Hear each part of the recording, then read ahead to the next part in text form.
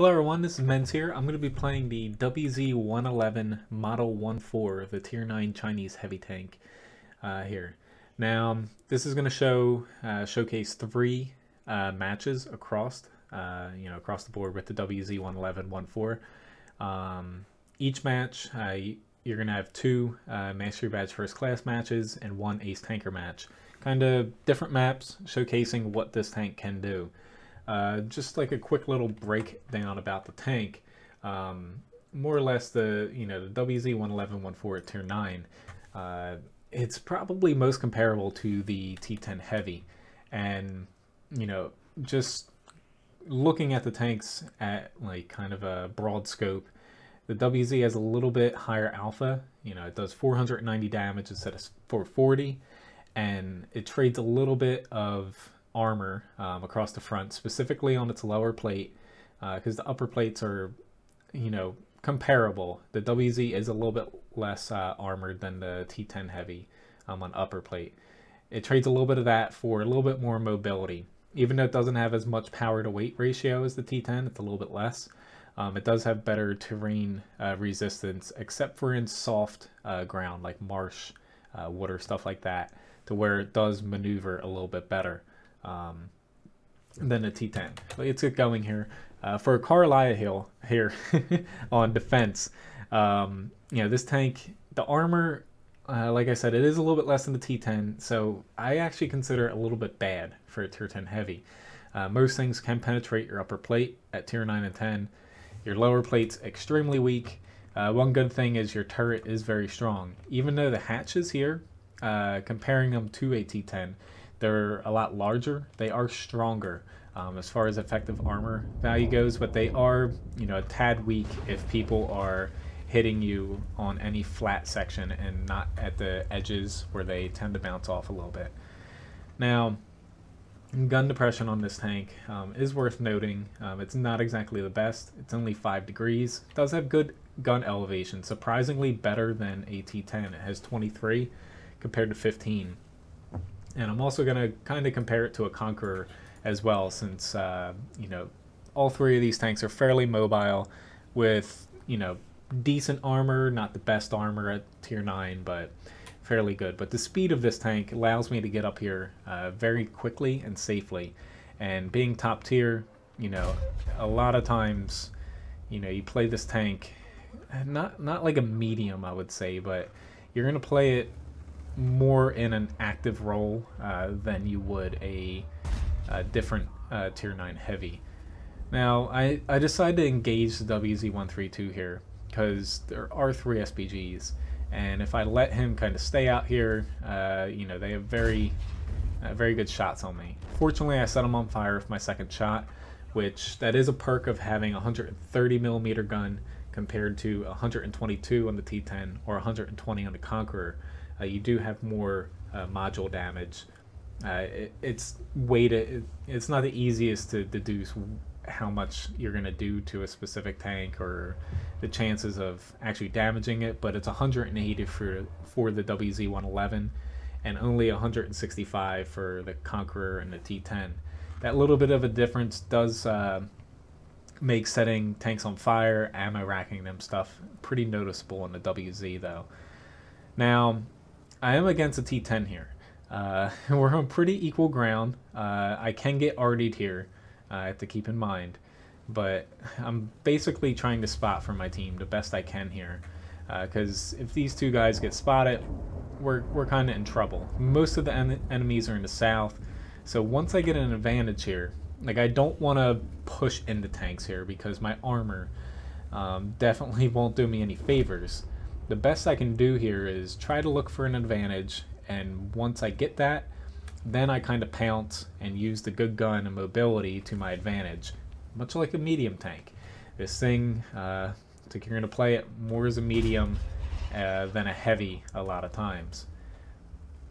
And as far as what I'm trying to do here, I'm trying to stay back. I can get RD'd through here, but it's a lot less likely than being up here. I will definitely get RD'd.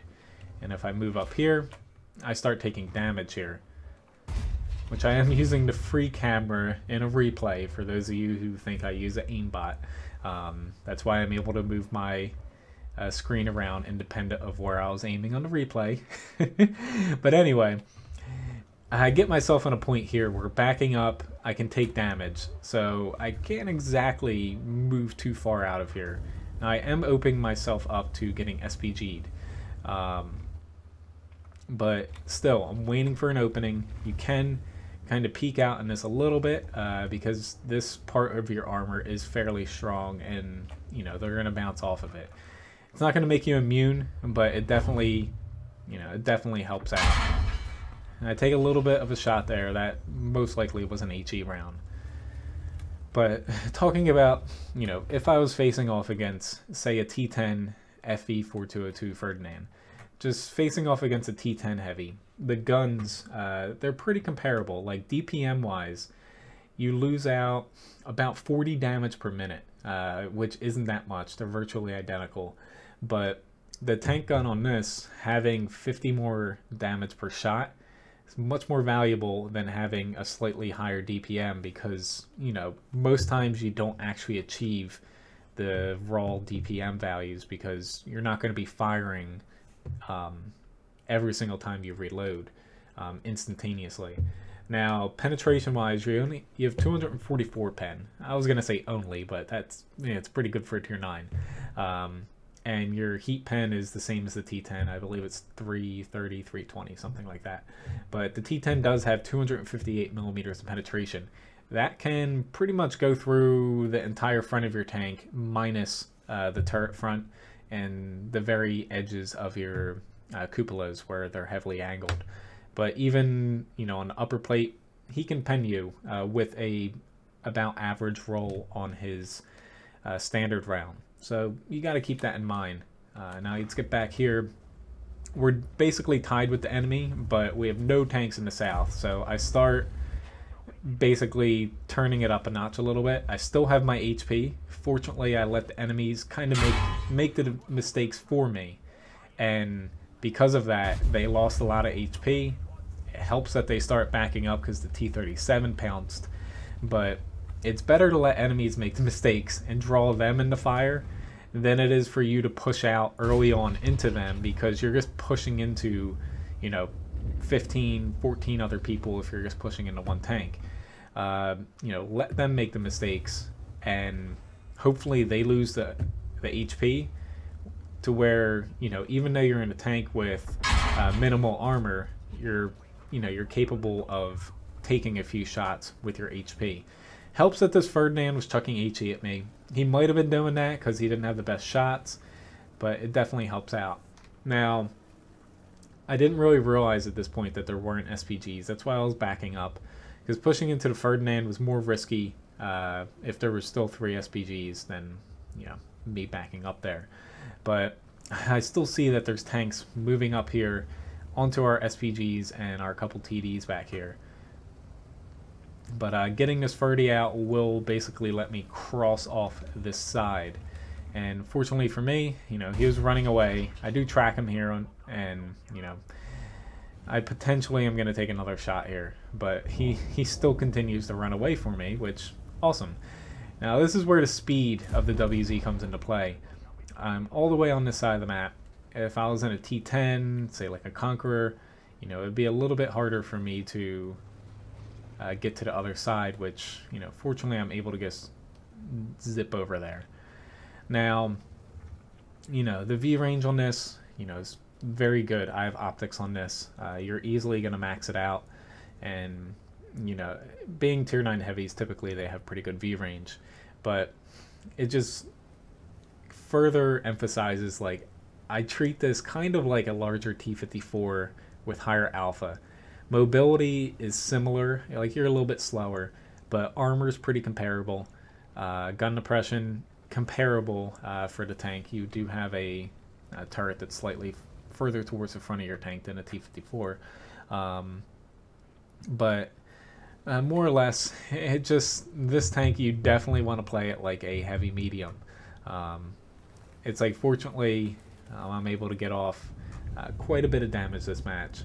Like, unfortunately with this replay, it's from an older version of World of Tanks where, that doesn't show up as far as on the UI. But luckily I was able to save these because I very much wanted to do them. I just couldn't get to them in time. But the first of these replays, even on a defense map like this, where a lot of your team kind of hangs back, it really pays off to kind of push up.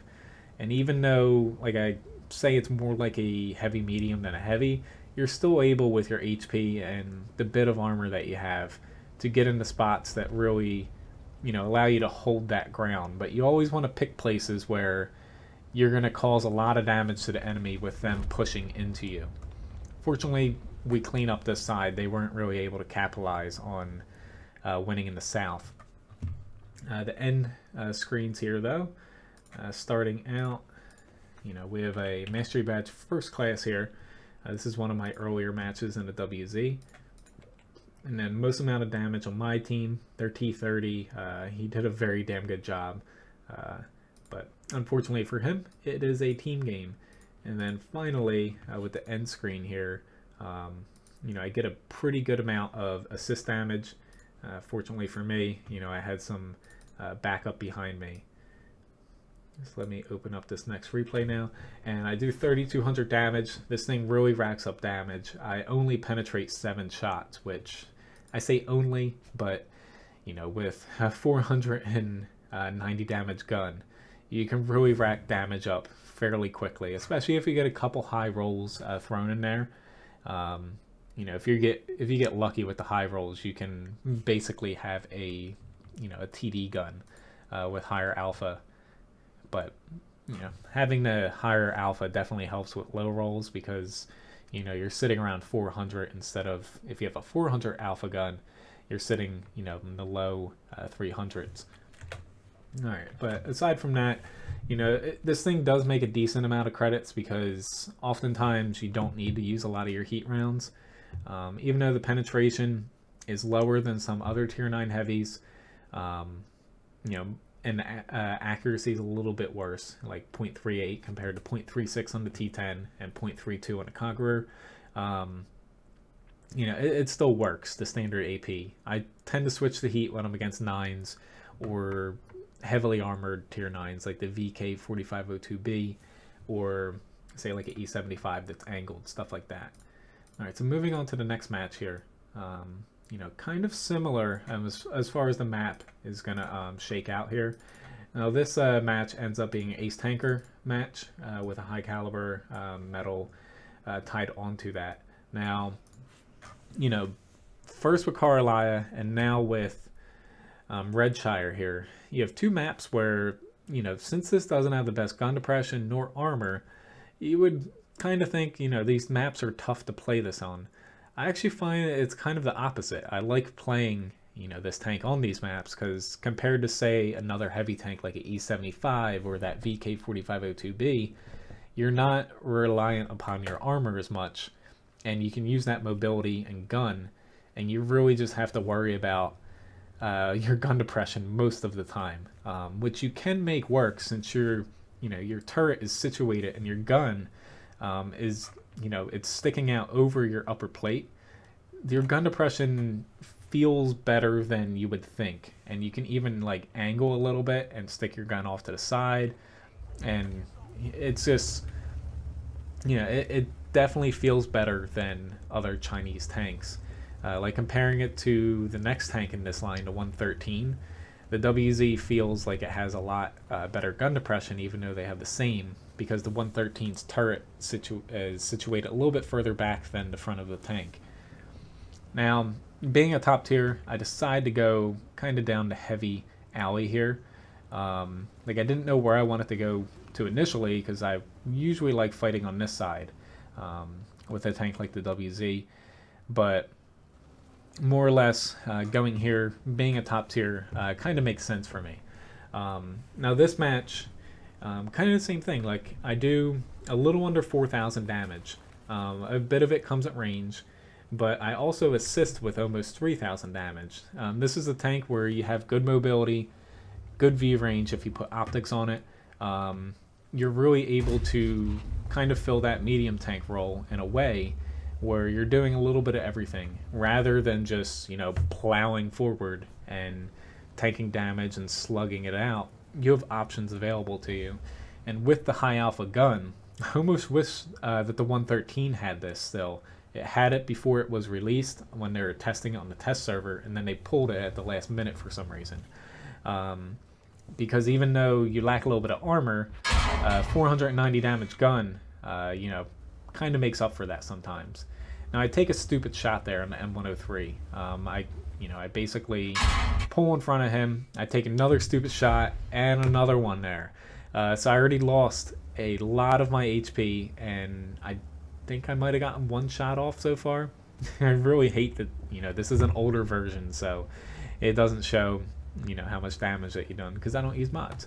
But essentially, even considering I just lost most of my HP, like I was talking about, you know, briefly right before that, you know, this tank, unlike other tier 9 heavies, it doesn't have to rely upon, you know, just being kind of a heavy tank and, you know, kind of brawling straight forward, tanking damage, stuff like that.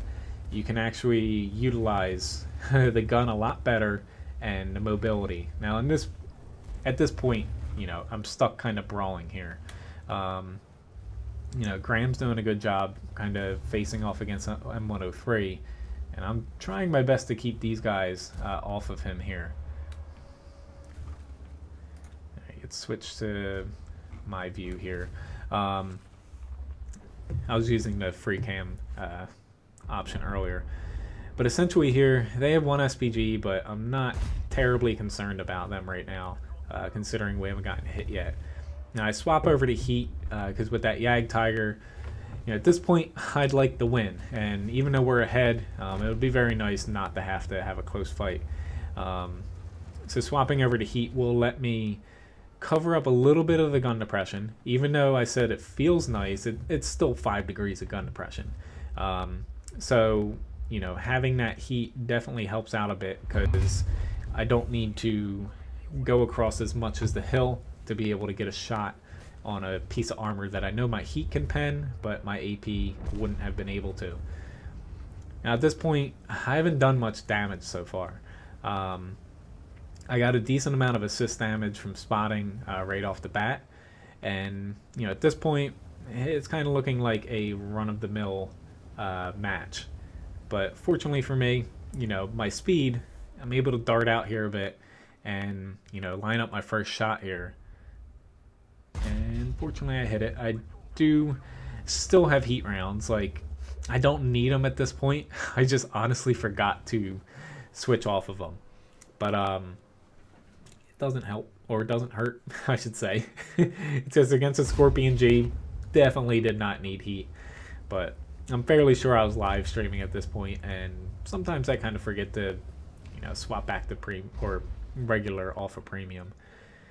But, you know, if, you know, you thought this tank was good with AP, using heat virtually covers up the slight accuracy problems and penetration, you know, on heavily armored tanks. And, you know, you don't need it, but, you know, if you use it, it feels a little bit overpowered in a way, because you're driving a very fast tank with virtually 490 damage gun, and you can penetrate everything with heat.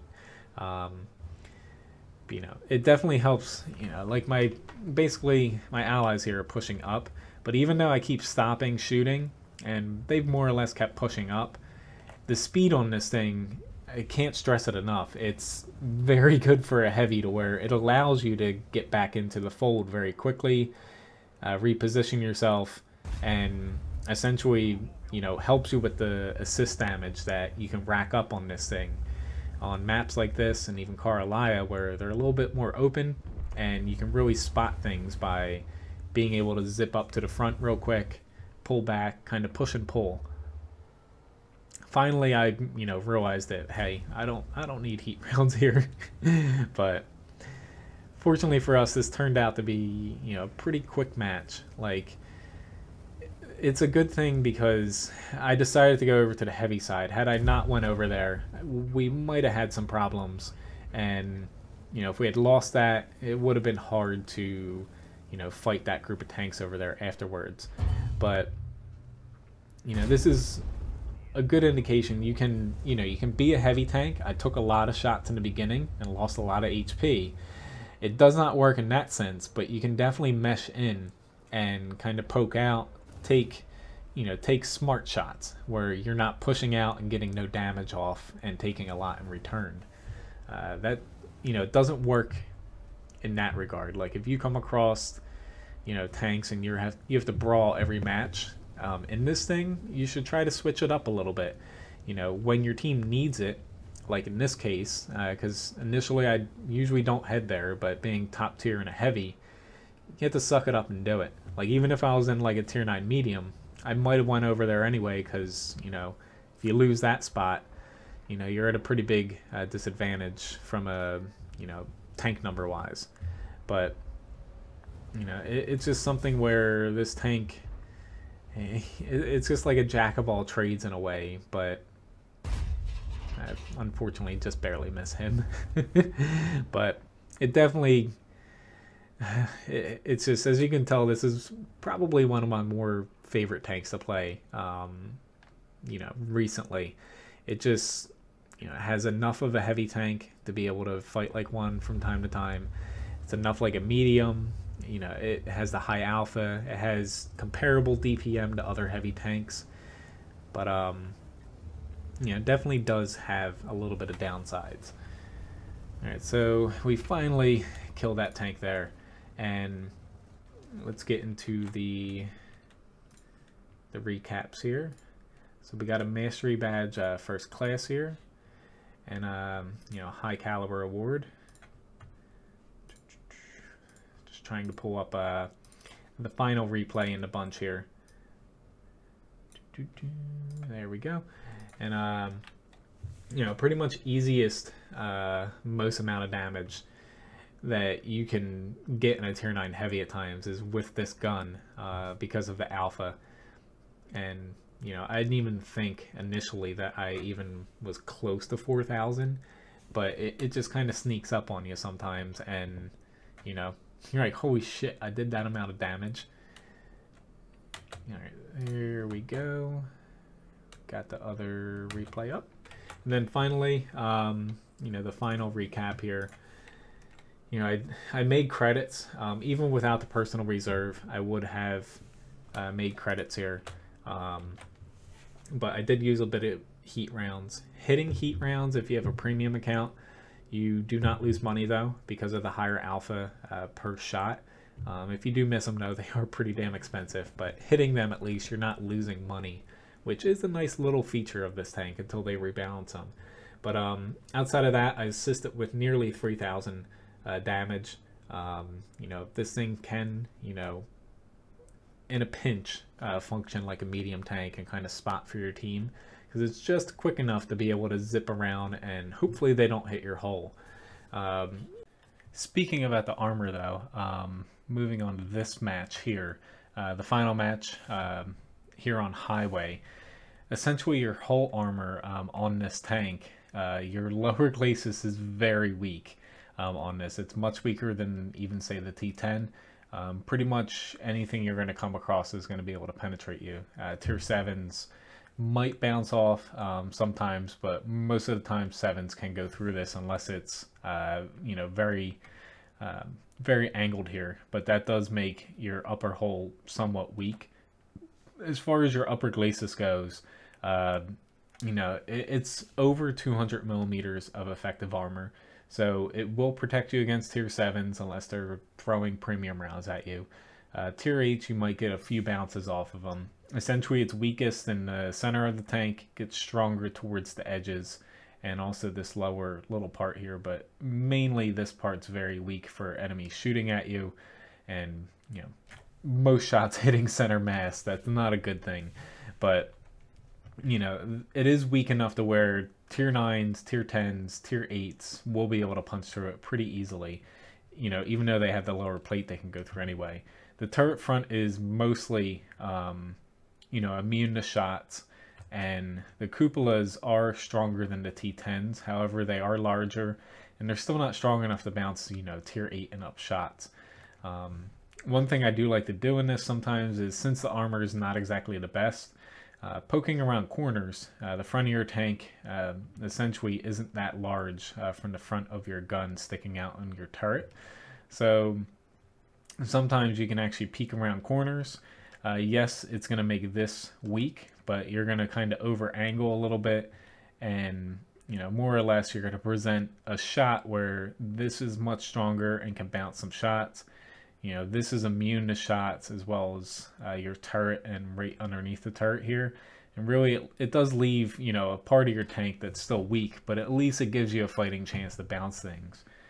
All right, so starting off in highway here, this thing, top tier. There are a couple SPGs I got to worry about, but, going toe-to-toe with a lot of tanks here is going to be pretty fun with a 490 damage gun.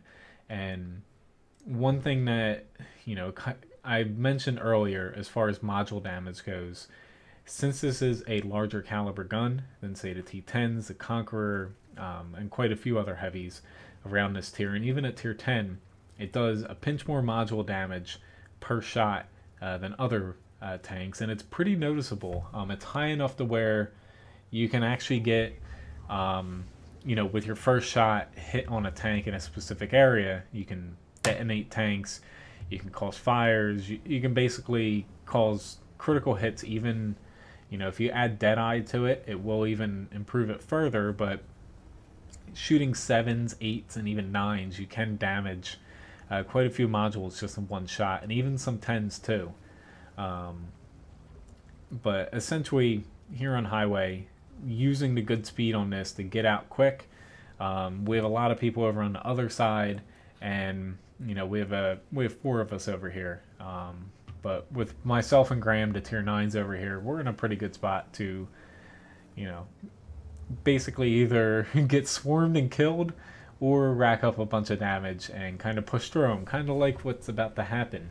Considering this match ends up being quite a good match here as far as damage goes. A little over 5,300 damage, not too much else on the spotting damage.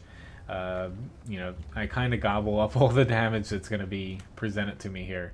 Now I do a quick little zoom in here, get a lucky hit on this M46, set him on fire, and he didn't have an automatic fire extinguisher. The T10 hits me, luckily with an HE round. Had he hit me with a regular round, it would have done a lot more, and I detonate the M46 with my second shot there. Pretty sure he was a little ticked off, but speaking about that module damage, I brought it up for a reason. You're going to notice quite a few shots in this thing cause, critical hits. And even so here, I'm kind of setting up to present, basically the smallest profile I can give that T10 to hit me. And luckily he didn't hit me that first shot, but, kind of peeking around the corner. Sometimes I try to stick my track out, but not my hull. Shooting at this super Pershing, pretty good hit. Taking off this amount of damage per shot in a tier 9, yeah, it is comparable to, which I'm about to shoot his engine, and I set him on fire there, which another person that, he looks like he did have an automatic fire extinguisher, but just a little bit more damage per shot is noticeable, to where essentially against 8s, 9s, and even 10s, there's quite a big difference, especially with plus or minus 25% RNG between like a 400 damage gun and a 490. But fortunately here at this point, we took 2 of their tanks down, and just tag teaming here between Graham and I, we're able to basically finish off one by one here and basically have an easy go at this. Like, I'm making it a point, considering at this point I've set 2 tanks on fire and ammo racked 1. Try to aim for either the engine, or if you're looking for ammo racks, typically underneath the turret or just in front of the turret, you'll find ammo racks and tanks. You can shoot the side of the turrets too, but typically some tanks don't have, which I cut Graham off here. I won't say that's intentional, but I did it. Fortunately, the speed in this, though, like throughout all these matches, Yes, the lack of armor gets to you sometimes, and you wish you had a little bit more armor, but if you approach it like a heavy medium tank, it does work. It does work very well. You know, it's not going to work in every match, but at this point, 5 kills.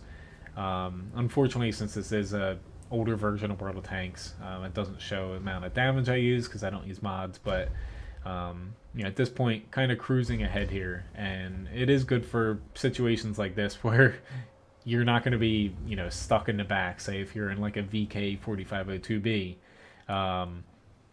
you can kind of zoom out there. Like Graham calls me a stat patter, but more or less, this thing you're able to keep where you want to be in the fight, and you're never really going to be, you know, left behind.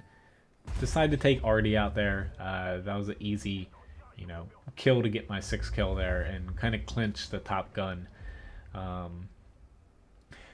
But this Yag Tiger, unfortunately, that Type 62, I saw him.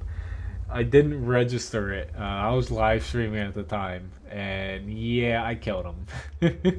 But at least he was fine with it. Like, he kind of understood, especially since we won. But I bounced there for my last, you know, my last shot. But Top Gun still count it here. As far as these end game screens go, let's get these up. Got a Mastery Badge First Class, Top Gun Award. Moving on to the next one here, easily the most amount of damage in the match. You know, Graham and I did a very good job on that side, but I kind of hogged all the damage early on. It definitely helped that M46 basically annihilating him, but this thing, if you can play it and basically not get yourself into too much trouble and get killed early on, it can rack up a ton of damage. And then finally, basically this match, I forgot to mention, I didn't use any premium rounds with this match, or in this match. You know, I shot 14 times, hit 14, and pinned 13, but you don't need heat a lot of times that you're playing this. You know, against 10s, sometimes you do, or if you're in spots that you want to, like, oftentimes, you know, sometimes I don't need to use heat, but if I'm in a position, you know, it's a close match or a situation it could tilt either way, and I know I'm going to be trading shots, you know, because this thing doesn't have a ton of armor, I'd much rather go with heat because usually it's a little bit more reliable, unless you're shooting at the side or a track of a tank, because oftentimes you're rounding the corner into, say, like a ST1, say like a T30 TD, stuff like that. Sometimes it's a little bit better in your interest not to bounce if you had a low roll, bad accuracy on your standard round. But anyway, thanks again for watching this video. Hopefully you enjoyed it. You know, WZ-111 1.4 is a very good tank at tier 9. It's not for everybody since, you know, it's not a traditional heavy, but overall, you know, I very much enjoy playing this tank, and it's very fun to play for most matches. Feel free, if you haven't caught my live stream before, I live stream here a few times, you know, every week here on YouTube. If you're not a subscriber, subscribers, you know, you can check off a little box that alerts you when I live stream my regular videos too here. Otherwise, there will be a link to a past live stream at the end of this video right now. Feel free to check it out. If you ever, you know, watch my live stream live, feel free to request this tank if you would like to see a match like this, because, you know, typically I get pretty good matches in this, but you never know though. It's the glory of a live stream. Anyway, thanks again for watching. Hopefully you enjoyed this, and hopefully I'll see you in another video sometime soon. Have a good day.